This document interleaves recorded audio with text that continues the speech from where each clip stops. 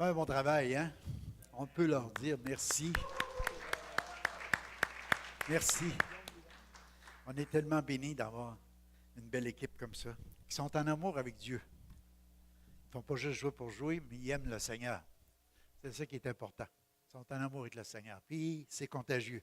Fait que ça nous communique ce désir-là d'aimer Dieu, puis de servir Dieu, puis de louer Dieu de tout notre cœur. Salut Pierre. Fait que ce matin, on va partager nos légères afflictions. Il y en a-t-il qui en ont? Il y en a qui ont des petites, des grosses et moyennes? Des afflictions, des souffrances, des temps difficiles, des épreuves. On traverse des choses comme ça. Cette nuit, j'ai fait un rêve, c'est peut-être pas juste comme une introduction au message, mais j'étais en train de faire des funérailles. Donc, mourrez pas. Mourrez pas. Mais j'étais en train de faire des funérailles et puis c'était dans un salon funéraire. Il y avait plein de monde, plein de gens. Puis il y avait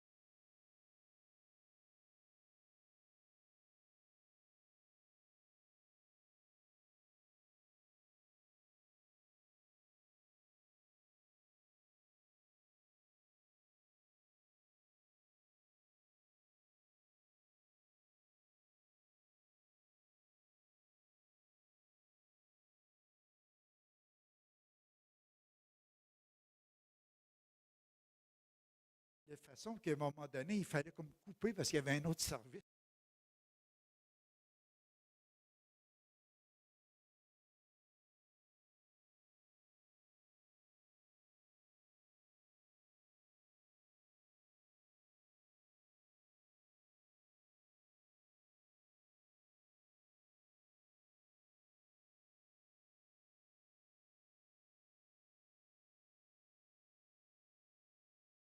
Beaucoup de choses.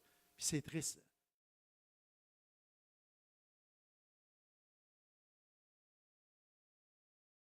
Mais c'est juste temporaire.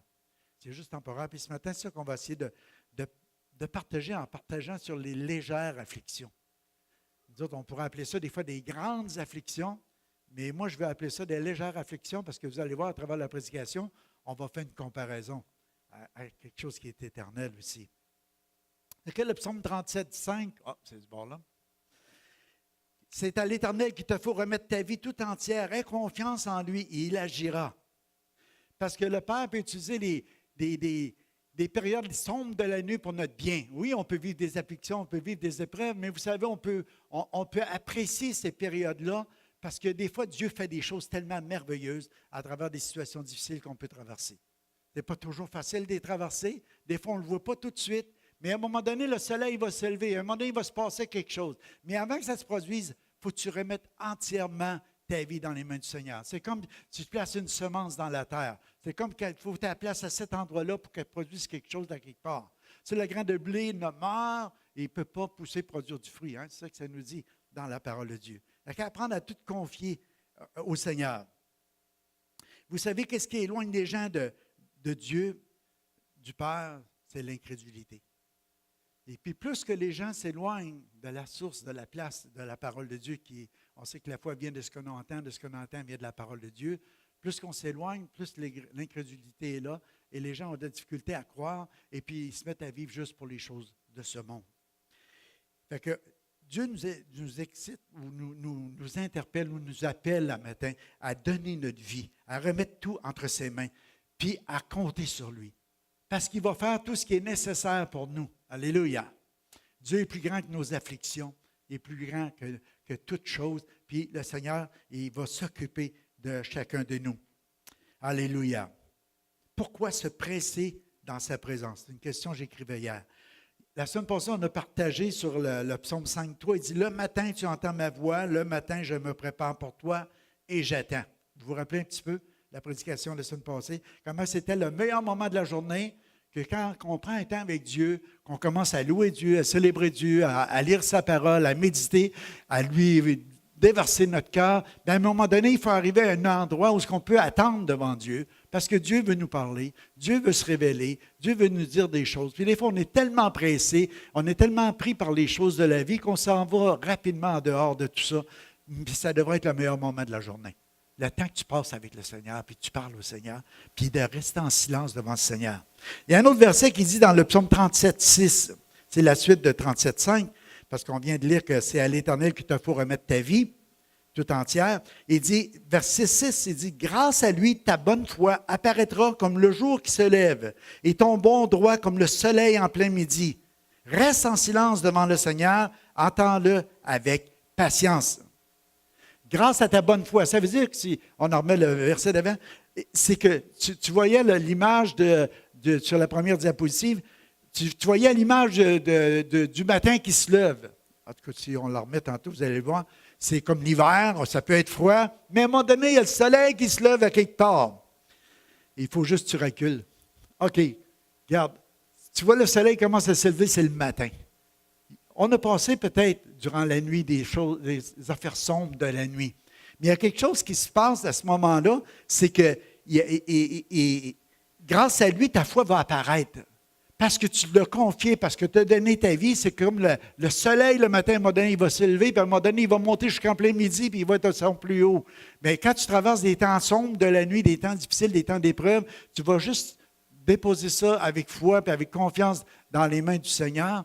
Et puis à un moment donné, ça va apparaître, ça va monter. Il va se passer quelque chose. Mais tu restes en silence, parce qu'on est porté à agir comme le monde. Bien, il faut des fois être découragé, à être déprimé quand on traverse ces périodes-là. Des fois, on se décourage, puis c'est un peu humain, c'est normal. Mais pendant ces périodes sombres-là, des fois, ça fait partie du plan du Père. C'est que le Père va faire des fois plus de grandes choses pour nous emmener à l'image de Jésus à travers les afflictions, à travers les périodes sombres de notre vie, qu'il va le faire quand tout va bien. Mais on ne le voit pas. Mais c'est pour ça que le Seigneur il dit, attends en silence. Prends un temps, laisse-moi faire. Tu vas voir ce qui va ressortir de tout ça. Vous savez, vendredi, j'ai passé la journée à prier pour dire, Seigneur, mais c'est quoi est-ce que je vais prêcher dimanche? Je veux prêcher ce que Dieu met dans mon cœur, puis si j'ai rien, ce n'est pas parce que tu as 100 messages en banque ou quoi que ce soit que tu as déjà prêché, que tu vas prêcher les mêmes choses. Mais tu veux t'arrêter à quelque part et dire, Seigneur, dis-moi la parole pour aujourd'hui.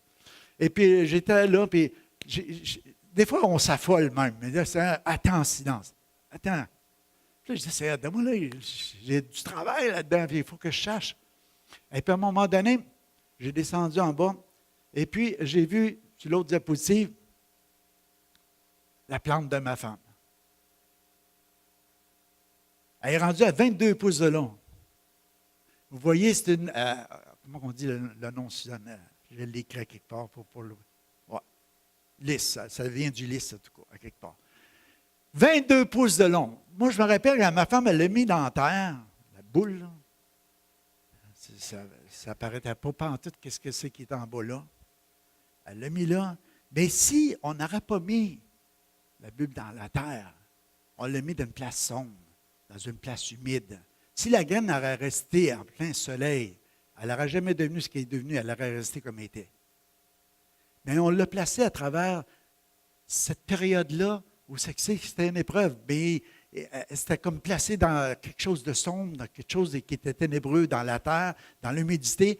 Puis moi, je l'ai vu parce que je l'ai emmené dans la cave, j'ai mis un gros globe par-dessus, puis puis elle était là, puis elle commençait à pousser, puis à chaque jour, je voyais qu'il y avait quelque chose qui se passait. Mais je peux vous dire une chose, dans cette transition-là, à chaque fois qu'elle poussait, elle ne ressemblait jamais, jamais à ce qu'elle était appelée à être. Tu as peut-être des projets, tu as du potentiel, il y a des choses que Dieu t'a données, il y a des choses, des rêves, il y a plein de choses, des visions que le Seigneur t'a données. Mais si tu ne les places pas à cet endroit-là, si tu ne passes pas là, tu ne verras jamais l'aboutissement de tout ça. Dieu nous appelle à être de plus en plus à l'image de Christ. Puis quand tu passes des temps d'affliction, des temps d'épreuve, des temps difficiles, tu es placé à cet endroit-là, mais la lumière est là.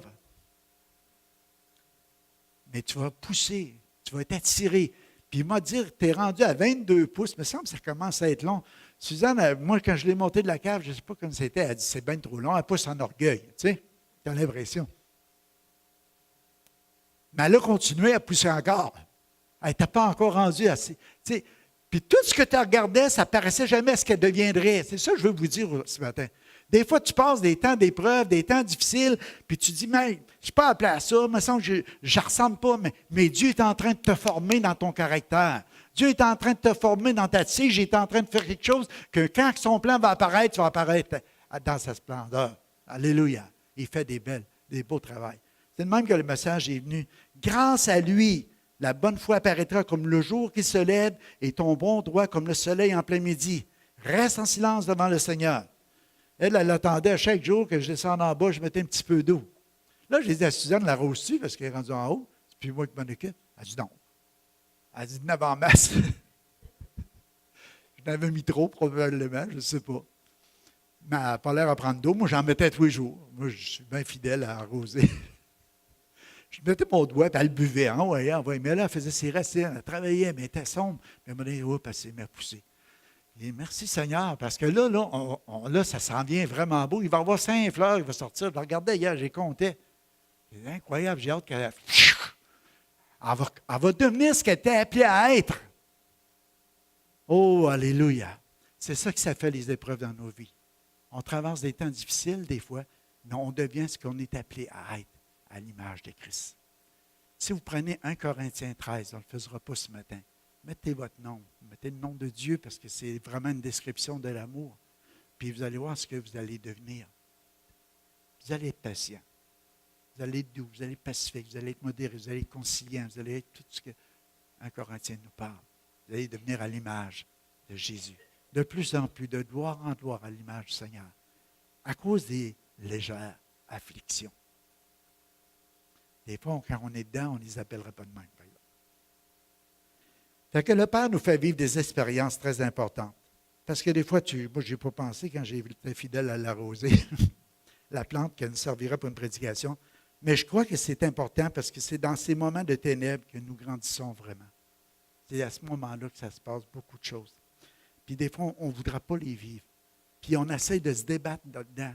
On essaie de mettre notre force, notre pensée, notre intelligence à l'action pour essayer de sortir de là. Puis des fois, ça ne marche pas. Des fois, il faut juste que tu passes là. Parce que Dieu, des fois, on pense qu'on traverse ça, des fois, à travers toutes les circonstances de la vie que les autres nous apportent. Mais à l'intérieur de ça, Dieu dit, gars, je vais faire concourir à ton bien. Tout ce que tu traverses, tout ce que tu vis, il va sortir quelque chose de beau, quelque chose de glorieux là-dedans. Amen. Parce que Dieu est considéré par notre propre personne. Nous, on regarde tous les gens autour. Mais ce qui compte pour Dieu, c'est la relation que tu entretiens avec lui. C'est ça qui est important. Et Dieu nous aime individuellement, personnellement. Et il veut établir une relation avec chacun de nous. C'est tellement important pour lui. Il est venu pour que personne périsse, mais que tous soient sauvés. Fait que tu es important pour Dieu. Puis Dieu va utiliser toutes les choses pour t'emmener à l'image de son Fils. Amen. Alléluia. Nous devons apprendre à persévérer dans la foi. Le psaume 37, 8, si on continue l'autre verset, il dit « Laisse la colère, abandonne la fureur, ne t'irrite pas, ce sera le mal faire, car les méchants seront exterminés, mais ceux qui espèrent en l'Éternel possèdent le pays. » Fait que tout de suite, quand tu passes ces temps de ténèbres-là, regarde, confie-toi dans le Seigneur, attends, ne t'irrite pas, ne mets-toi pas en colère, fais confiance à Dieu. Dieu va t'élever, ça va être comme le soleil en plein midi. Alléluia. Et tu vas briller. Ce n'est qu'une question de temps. C'est une question de temps. Jeudi soir, pendant la réunion de la louange, j'ai vu une montre comme ça.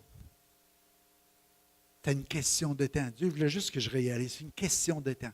Notre vie sur la terre, c'est une question de temps. On ne peut pas en ajouter, on ne peut pas en retrancher, mais on peut bien la remplir. C'est une question de temps. Comment est-ce que tu vas garder le silence devant Dieu, devant toutes les circonstances que tu vis? Comment tu vas dire, Seigneur, je t'ai donné ma vie. Je parlais avec un couple cette semaine qui vit des problèmes, et puis des gens de l'extérieur, puis ils m'ont demandé de l'aide. Et la madame, elle me disait, j'ai plus d'amour. J'ai plus d'amour, ça fait longtemps. C'est un ami, mais j'ai plus d'amour. Puis là, j'ai essayé de la faire raisonner en disant, c'est quoi l'amour? Décris-moi c'est quoi l'amour. J'ai dit, bien sûr, on va parler de nos sentiments. Oui, ça fait partie de nos sentiments. Mais l'amour, c'est plus que ça. L'amour, c'est un engagement. C'est un engagement. Puis quand on dit qu'on aime Dieu de tout notre cœur, de toute notre âme, de toute notre force, de toute notre pensée, puis après ça, qu'on aime notre prochain comme nous-mêmes, ça veut dire que c'est plus que juste un sentiment, parce que le sentiment va passer, puis des fois, il va revenir. Il part, il revient, ça dépend des saisons, des temps. Mais l'engagement va rester. J'ai dit, Dieu a tellement aimé le monde qu'il a donné son Fils. Le Fils a tellement aimé le monde qu'il a donné sa vie. Dans la souffrance, dans les afflictions, dans des moments difficiles. Même à un moment donné, il a dit à son Père, si c'est possible, éloigne de moi cette coupe. Parce qu'il voyait que ce n'était pas juste des légères afflictions. Tout ce qu'il devait vivre. Mais il ne dit pas ma volonté, mais la tienne. Ça, c'est l'amour. L'amour, ça donne. L'amour, ça renonce. L'amour, ça se livre. L'amour, comprenez, c'est un engagement. Et quand tu t'engages avec une femme ou un homme à l'aimer pour toute la vie, ah oui, c'est le fun au début. Parce qu'il y a toutes les formes de l'amour. Il y a Eros, l'amitié, il y a la sécurité, il y a toutes ces descriptions-là de l'amour. Mais l'amour agapé, c'est dans celle-là qu'il faut que tu t'engages quand tu t'engages à aimer l'autre. Dans le meilleur, dans le pire, dans la santé, dans la maladie, pour toutes les choses que tu vas vivre. On vient de vivre la fête de l'amour jeudi soir, la Saint-Valentin. On aime décrire ça. Mais c'est plus qu'un souper aux chandelles. C'est un engagement pour toute la vie. Fait que, engage-toi à t'abandonner ta vie au Seigneur. Tu aimes le Seigneur par-dessus tout. Puis tu lui fais confiance. Puis quand il arrive des temps d'affection, tu sais, où est-ce que tu es, mon bien-aimé? Qu'est-ce que tu fais? Tu commences à être en colère après Dieu. Dieu est en train de faire un œuvre dans ta vie. Fais-lui confiance. Continue à le bénir. Fais juste attendre en silence. Fais simplement dire, Seigneur, je te fais confiance. Tu as toute puissance pour transformer toutes ces choses-là à mon bien.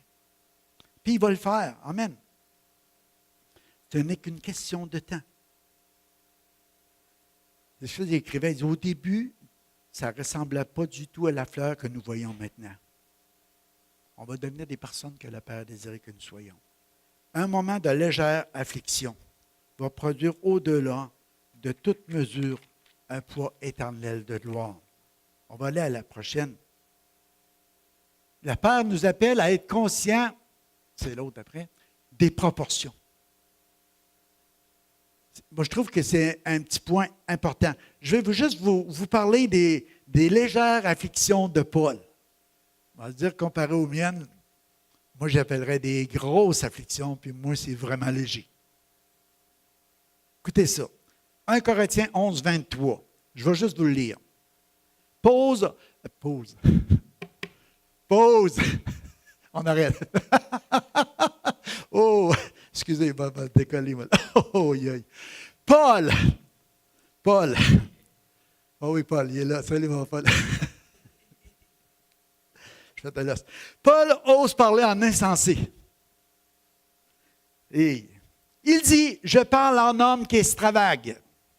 Je le suis encore par les travaux, bien plus encore par les coups, bien plus encore par les emprisonnements, bien plus encore, souvent en danger de mort. 5 fois j'ai reçu des Juifs, 40 coups moins 1, ça fait 39.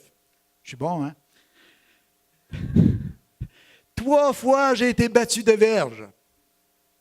1 fois j'ai été lapidé. 3 fois j'ai fait naufrage. J'ai passé 1 jour et 1 nuit dans l'abîme. Fréquemment en voyage, j'ai été en péril sur les fleuves, en péril de la part des brigands, en péril de la part de ceux de ma nation, en péril de la part des païens, en péril dans les villes, en péril dans les déserts, en péril partout sur la mer, en péril parmi les faux frères. J'ai été dans le travail, dans la peine, exposé à de nombreuses veilles, à la faim, à la soif, à des jeûnes multipliés, au froid, à l'humidité, et sans parler d'autre chose. Boy. Je suis assiégé chaque jour par les soucis que me donnent toutes les églises. S'il faut se glorifier, c'est de ma faiblesse que je me glorifierai. Qui est le Père du Seigneur Jésus-Christ qui est béni éternellement?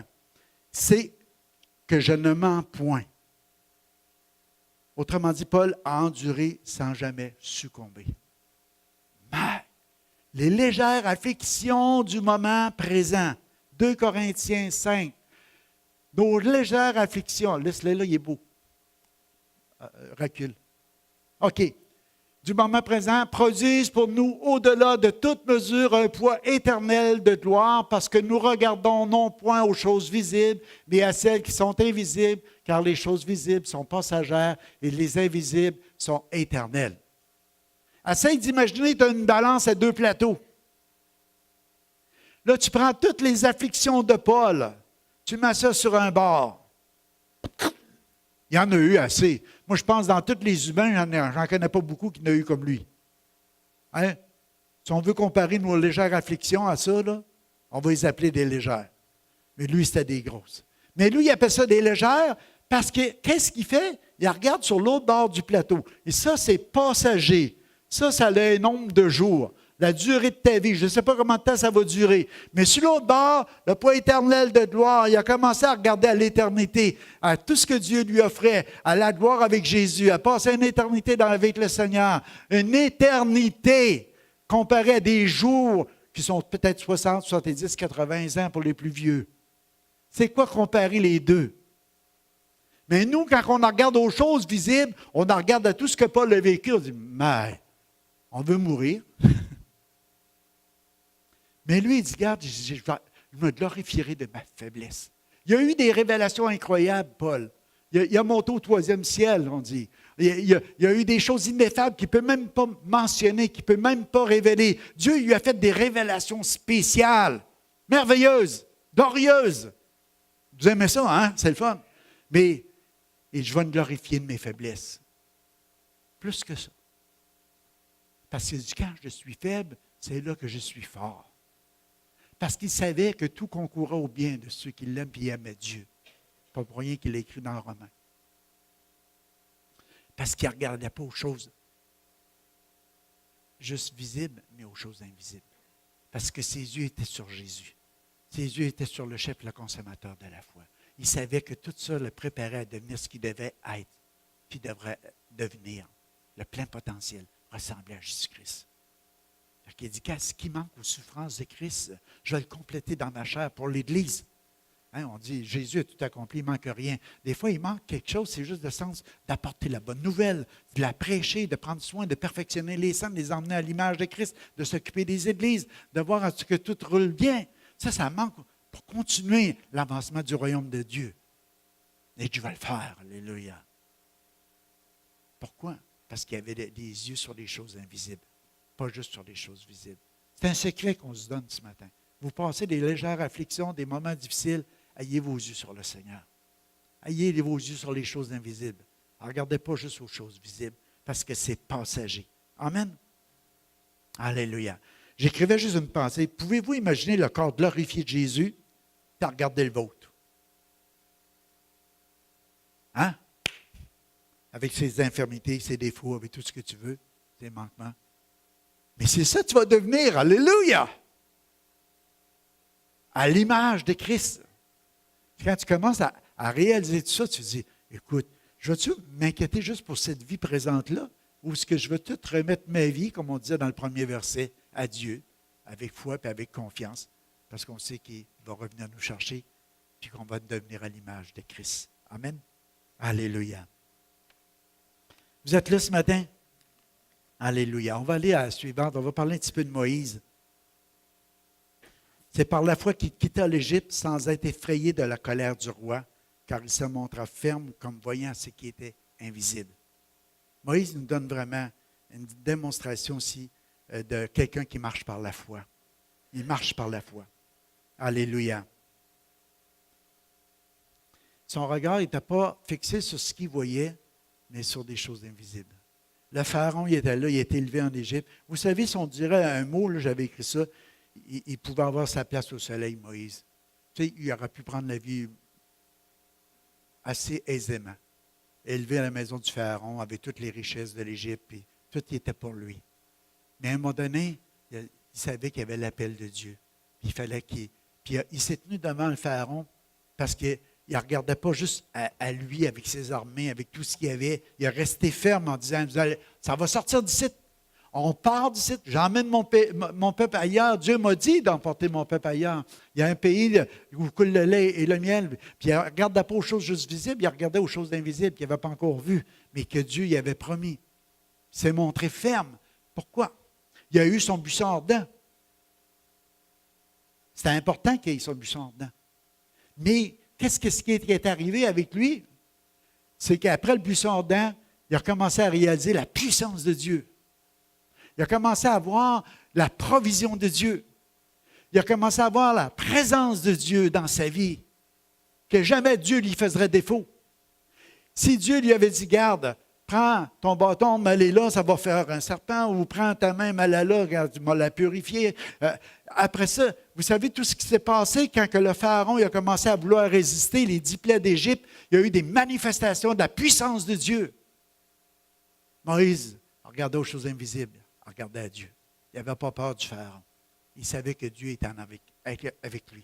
Même s'il passerait des temps de tribulation, Dieu serait avec lui. Il rouvre la mer rouge, on dit, la mer. Il traverse de l'autre côté. Le peuple, la manne qui descend, les cailles, les rochers pour les abreuver, le peuple continue à murmurer, à critiquer. Il oublie. Il ne regarde pas aux choses invisibles, à qu'est-ce que Dieu lui donne comme provision. Moïse continue. Des fois, il s'irrite, des fois, il se met en colère.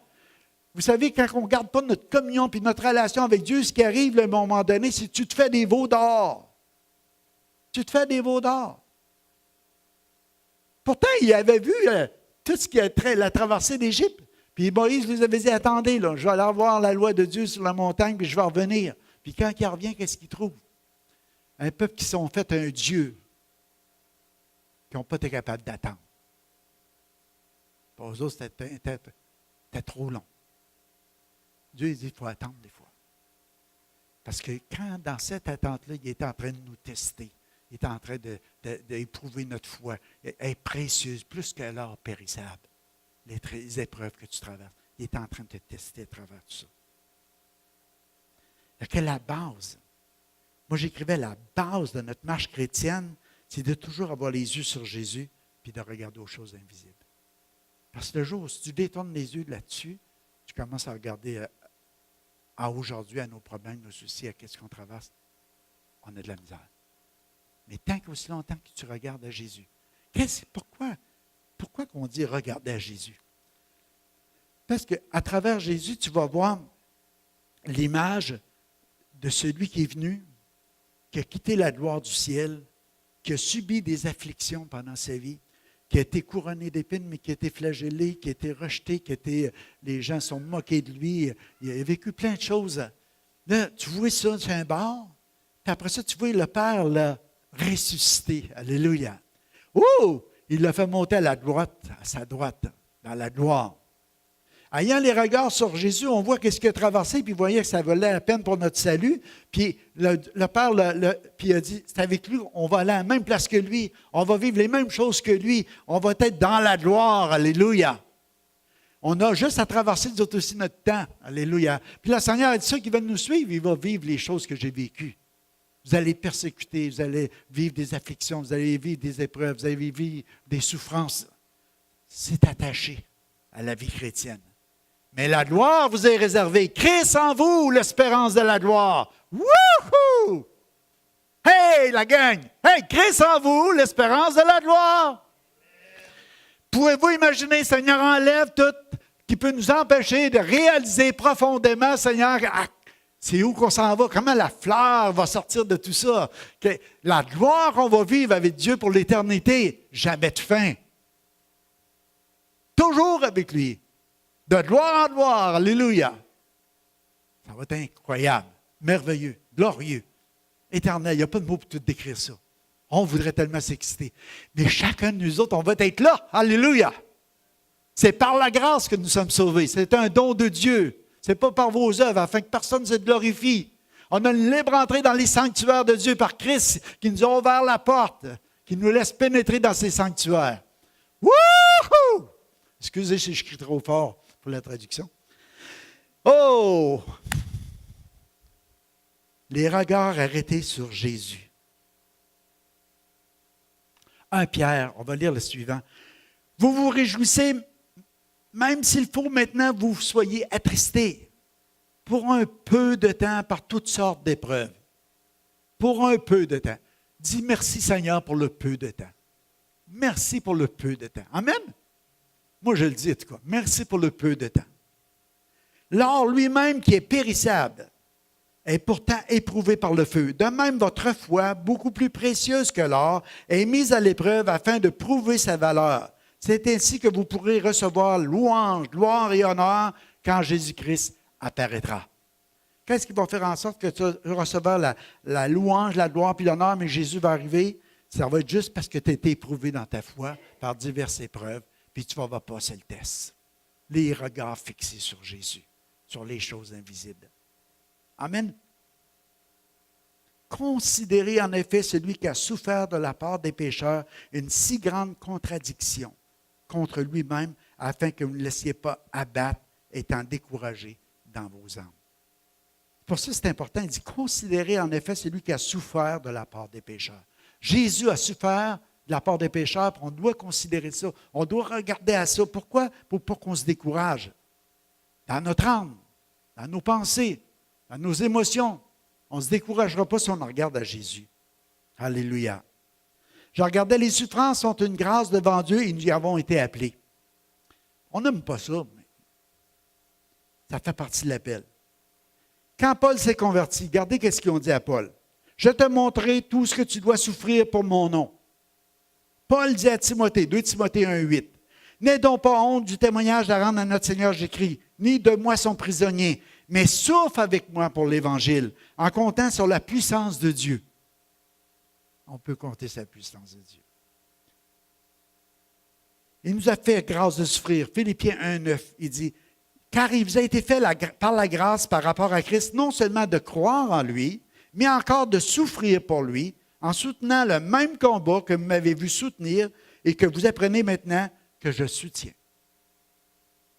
On aimerait effacer ça de la Bible, mais c'est là. Ça fait partie de la vie chrétienne. Paul était prêt.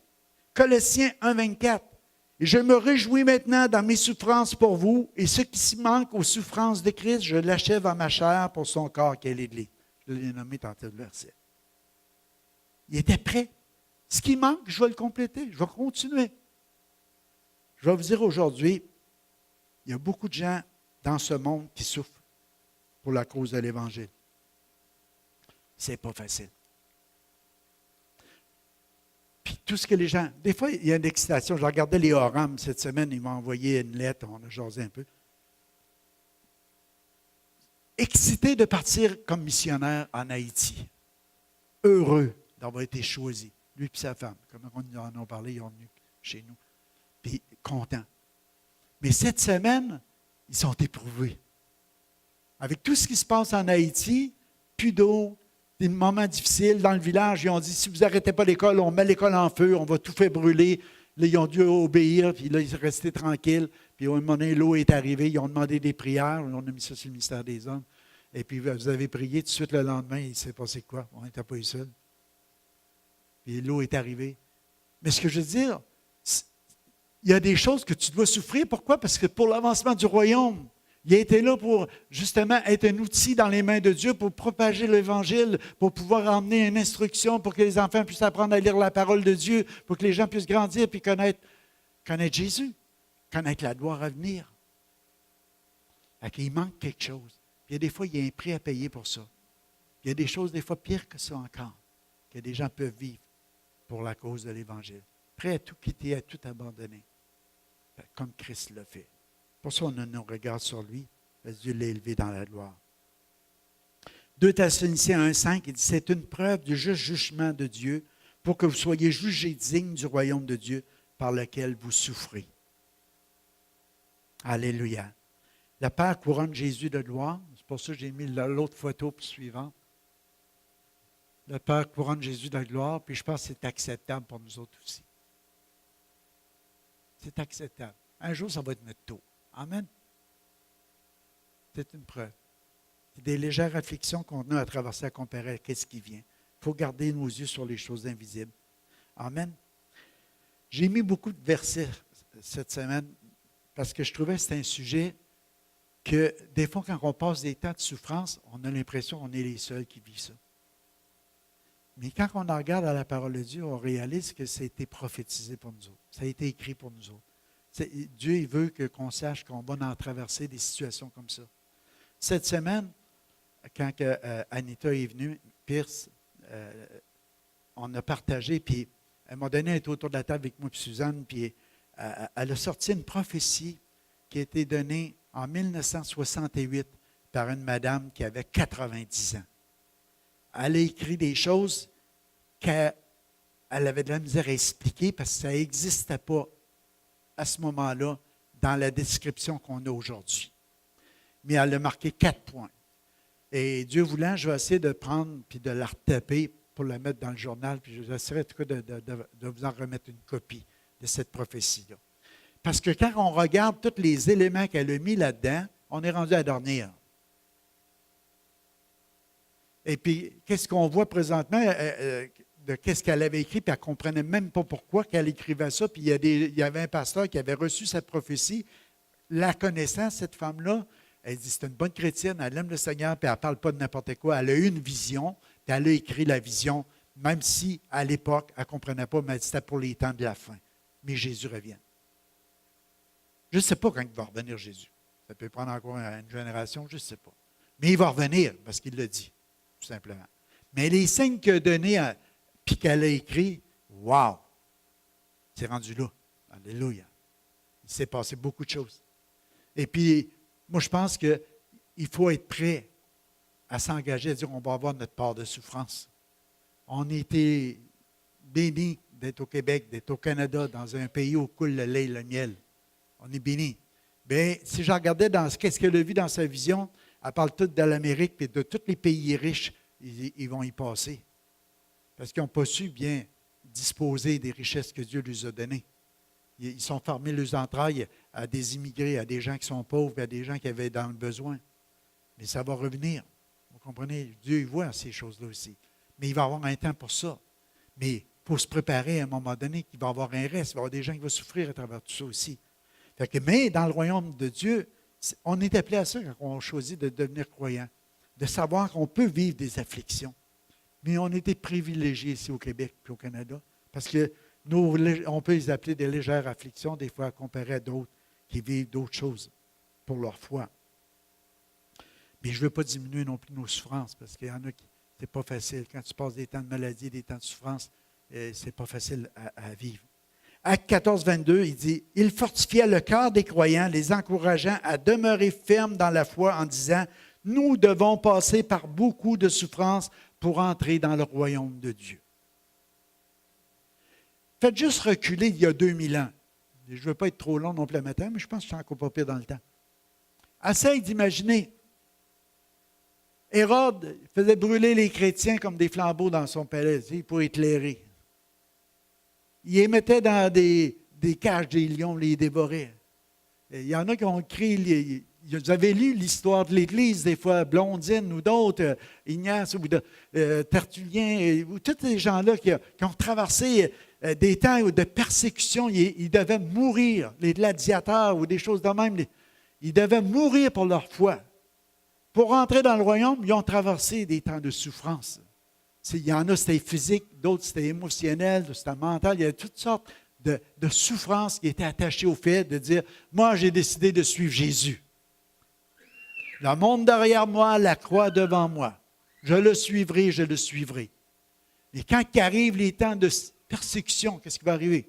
Vous avez déjà entendu l'histoire, ça vient de m'en revenir, je vais vous la raconter.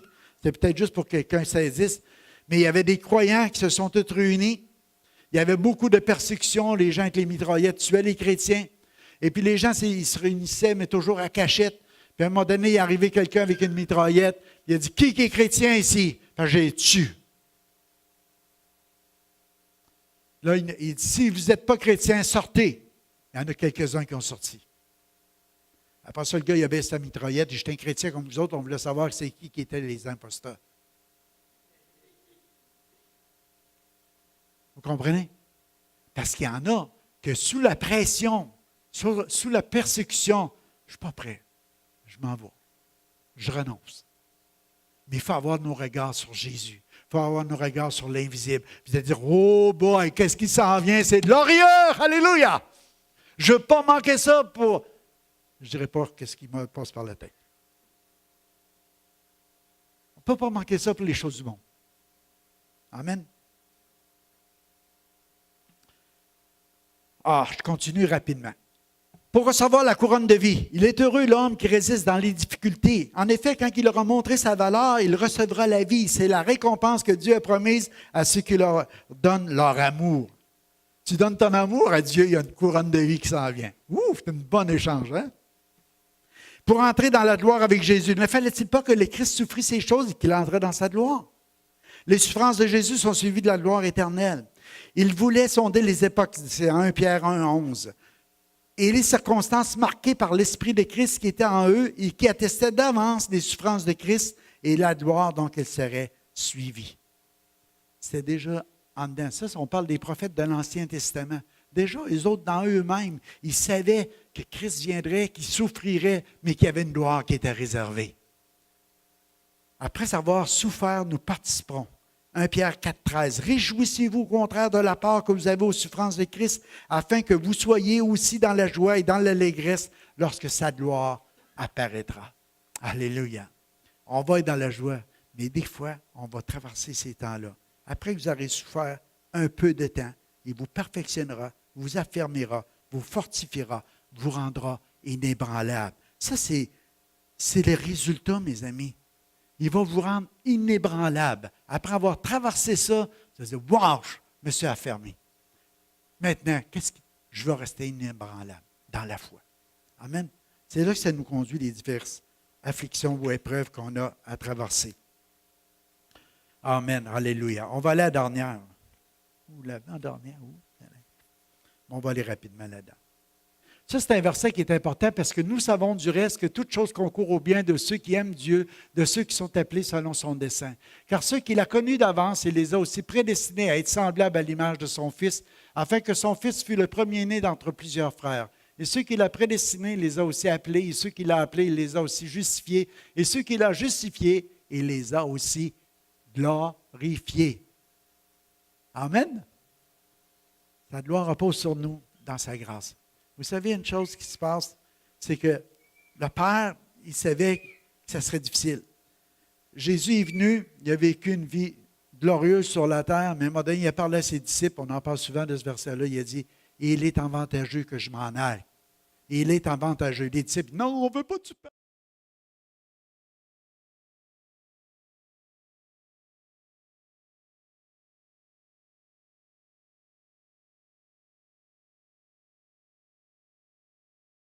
Pareil comme moi, il va être avec vous, il va être en vous, il va être... Vous comprenez? La gloire de Dieu est descendue, la présence de Dieu est descendue, l'amour de Dieu est descendu, elle habite en chacun de nous. L'esprit de gloire. Alléluia. Remplis-moi, Seigneur. Oh! On a besoin. On a besoin d'être remplis de l'esprit de la gloire. De gloire en gloire, Dieu va nous transformer par l'esprit. Il va nous emmener à l'image de Christ à laquelle on est appelé. C'est par l'esprit. La chair ne sert à rien. L'esprit vivifie. L'esprit fait tout. C'est l'esprit qui transforme. C'est l'esprit qui va faire l'œuvre en chacun de nous. Moi, je vais vous dire ce matin, soyez remplis du Saint-Esprit. Continuellement remplis du Saint-Esprit. Parce que quand vous allez vivre des persécutions, des tribulations, des temps difficiles, c'est comme ça que vous allez passer en travers. Alléluia. La joie du Seigneur sera votre force. Le Saint-Esprit vous remplit. Amen. Avez-vous soif? Encore plus. Alléluia. On est appelé à la gloire. Pensez à la transfiguration sur la montagne, Pierre, Jean-Jacques. Ils ont vu Jésus. Wow! C'est ça qui arrive, la transfiguration. L'Esprit vient. Vous savez, Moïse, il disait qu'il y avait comme un voile, parce qu'il avait été en face, il avait eu un face-à-face avec Dieu, puis son visage rayonnait, puis cette gloire-là disparaissait après qu'il s'était éloigné de Dieu. La gloire disparaissait, il mettait un voile devant sa face. Mais il dit, nous, étant dedans de nous, l'Esprit de gloire étant dedans de nous, il nous change à l'image de Christ, de gloire en gloire, on ressemble à Jésus. Alléluia. Oh, boy.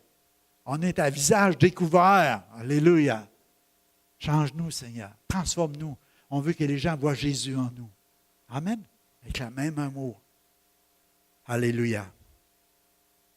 On va à la suivante. J'ai juste sauté. Ça ne va pas être trop long.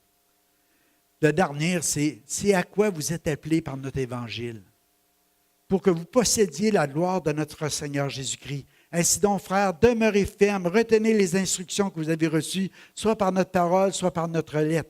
On doit s'attacher à la parole de Dieu dans ces derniers jours, mes amis.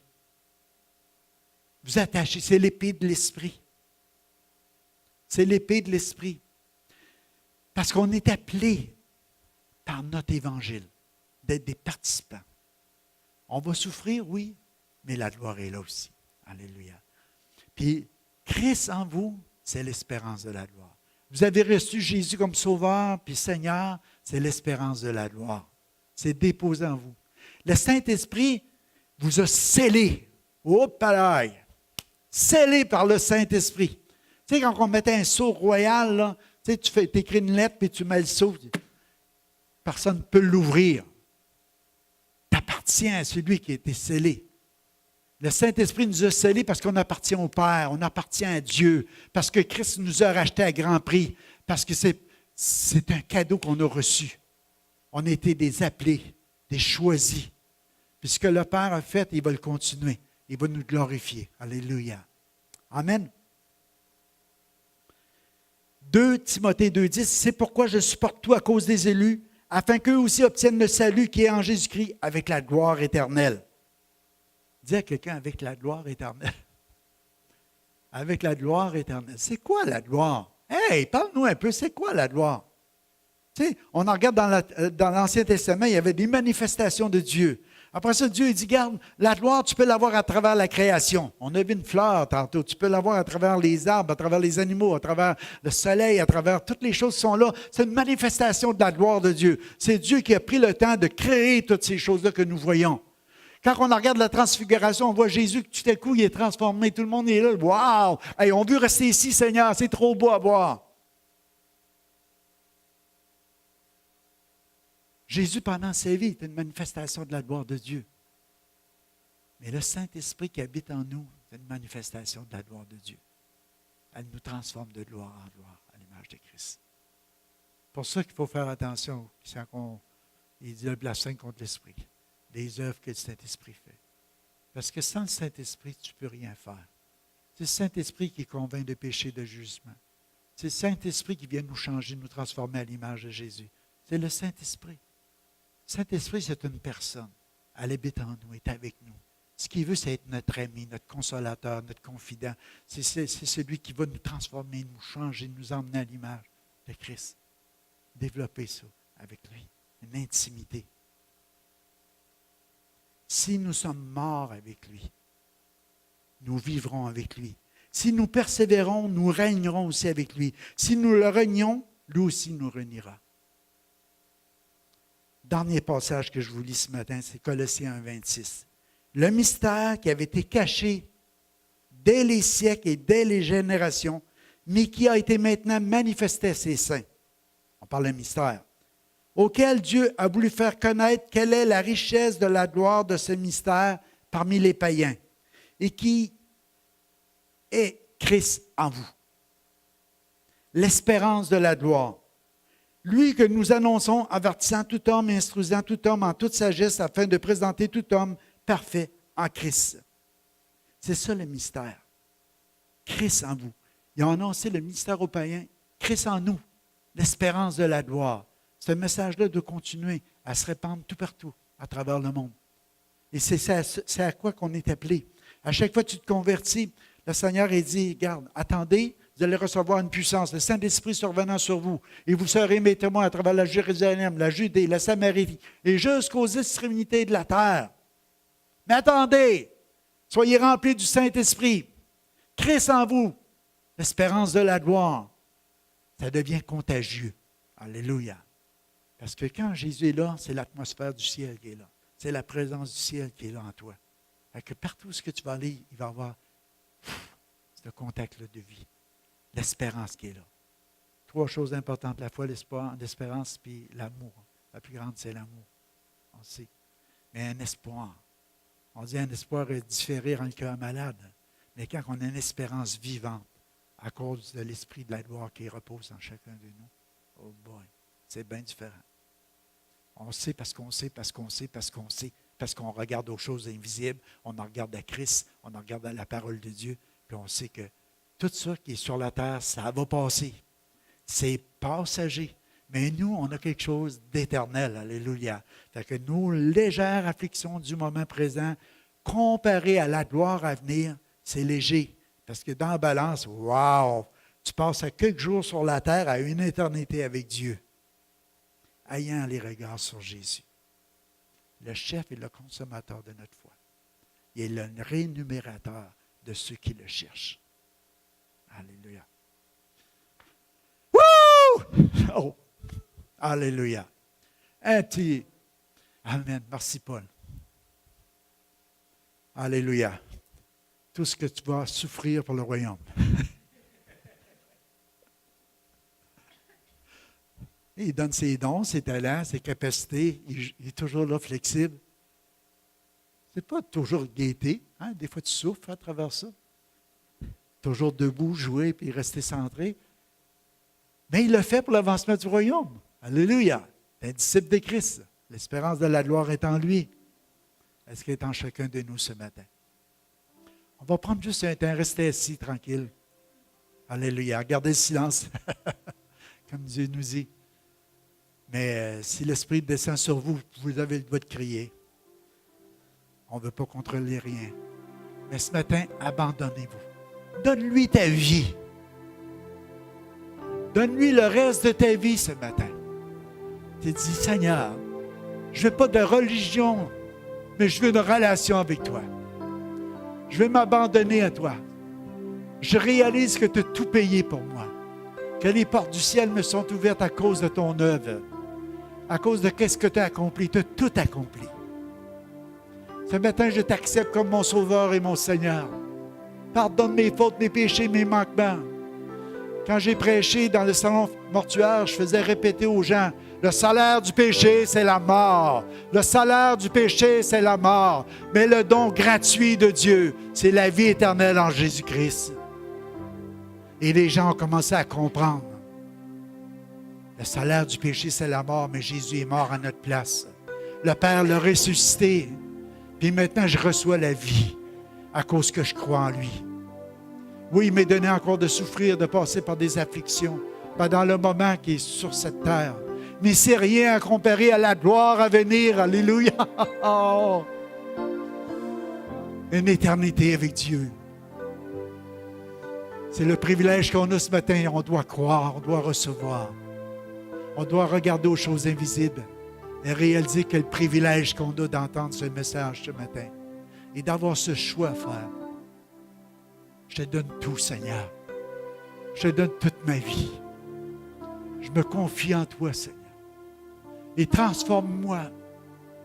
Oui, je vais peut-être être placé dans des endroits sombres, ténébreuses, mais je sais qu'à cet endroit-là, Seigneur, à cause de ta lumière, à cause de la vie, Seigneur, tu vas m'emmener à mon plein potentiel dans mes rêves, dans mes visions, dans tout ce que tu as déposé dans mon cœur, Seigneur, afin que ces choses deviennent à l'accomplissement dans ta volonté, dans tes projets, dans tes buts, pour l'avancement de ton royaume, Seigneur. Pas pour moi, mais pour toi. Confie-lui ce matin. Sois prêt à mourir et tu vas vivre. Alléluia. Et tu vas vivre comme le grain de blé qui est mis dans la terre. S'il n'est pas mis là, il ne peut pas produire du 60, du 100. Confie-toi en lui ce matin. Père, c'est ma prière. Puis pour ceux qui passent des temps d'affliction, Seigneur, des temps d'épreuve, des difficultés quelconques, Seigneur. Ce matin, que ce message puisse leur démontrer que ça va être pour peu de temps. Comparé à la gloire à venir, Seigneur, c'est rien à comparer. On veut te remercier, Seigneur, ça nous encourage, ça nous fortifie à travers ce que nous vivons, à travers ce que nous traversons. Parce que ta puissance demeure en nous. Parce que Moïse avait réalisé qu'il n'avait pas peur de se tenir devant le Pharaon puis d'être ferme. Parce qu'il connaissait maintenant la puissance de Dieu en lui. Oh, alléluia! Cette puissance qui a ressuscité Christ d'entre les morts, cet esprit habite en chacun de nous. Oh, il va faire au-delà de tout ce qu'on peut penser, puis imaginer, puis demander. Donc, on veut te remercier ce matin. Fais-le en chacun de nous, Papa. Alléluia. Qu'on puisse resplendir de ta gloire ce matin. Oh, on a soif de toi. Remplis ce lieu. Remplis ce lieu de ta présence, Papa. Que ton Saint-Esprit prenne toute la place. Alléluia. Oh, alléluia. Remplis les cœurs. Remplis les esprits. Fais-nous déborder de vie. Oh, précieux Papa. Alléluia. L'espérance de la gloire, Père. Transforme-nous, change-nous. On veut ressembler à Jésus. Amen. Alléluia. Il y en a peut-être ce matin qui aimeraient la prière. Venez, simplement, je prendrai le temps de prier avec vous. Ça va me faire plaisir. Vous pouvez prier les uns pour les autres. Si vous voulez aussi tendre la main, prier sur ton voisin. Mais si tu as un besoin, tu veux qu'on prie ce matin, t'approches, on va prendre le temps. Mais soyez bénis, passez une belle semaine. Ne manquez pas vendredi soir avec Pasteur Gilles Trahan. Pour ceux qui n'ont pas encore réservé pour le déjeuner samedi matin avec les hommes, on va avoir une belle fin de semaine avec Gilles. Amen. Soyez bénis. Et si vous avez des requêtes de prière, venez. Ça va faire plaisir de prier avec vous ce matin. Amen.